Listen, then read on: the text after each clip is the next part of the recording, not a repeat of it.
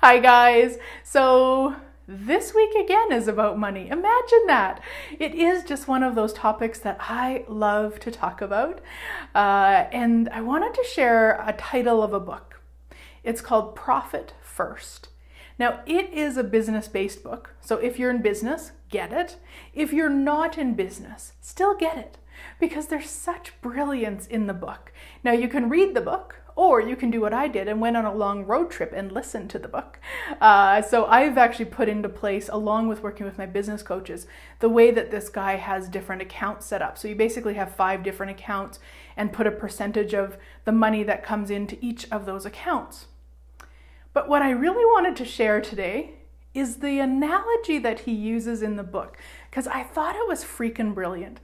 He talks about how if you have a tube of toothpaste, a brand new tube, and you are going to brush your teeth, you probably put a big glob on.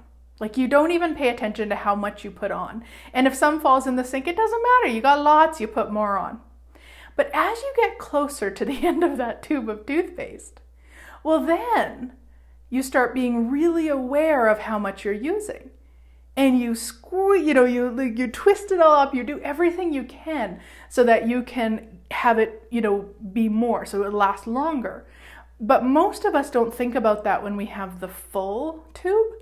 And it was funny because when I was listening to the book and he was using that analogy, I had just that morning been like scrimping and doing everything I could to get one more drop out of my toothpaste. So I was like, dear God, I know what he means.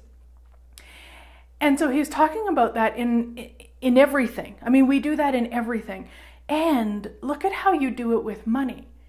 So if all of your money, so in my case, all of my business money used to come into one account, and then it would go out of the same account. Although, it would come into PayPal also, but still, even when I deposited from PayPal, it went into that one account at the bank. So then when I had lots of money in there, it's like, oh, yeah, of course I can buy that and I can do that. And there's of course, I've got a full tube of toothpaste. But as that account got smaller, that's when things changed. And so to me, it was exactly the analogy that I required to really look at, going, wow, if I have, again, this is business related, but you could do it for groceries and taxes and different things in personal life. So I have a tax account, I have an operating expense account, I have a wages account, I have a profit account, profit first, of course. And then just one account that everything comes into, and then it divvies out. So every Monday I divvy it out. Whatever's in that main account, I take percentages and put them into those different accounts.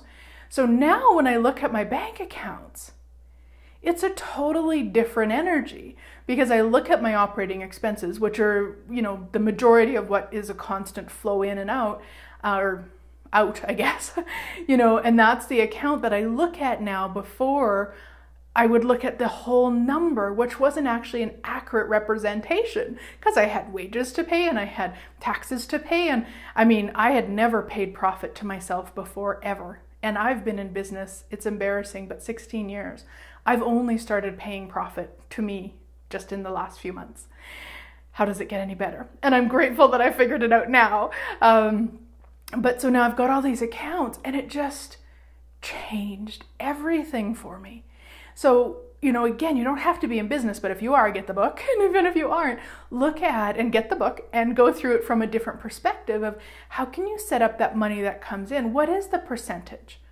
So you're not caught. When we moved to this house, the house taxes were more than double what we were paying at our previous house. So I chose to automatically go on that payment plan that you can do.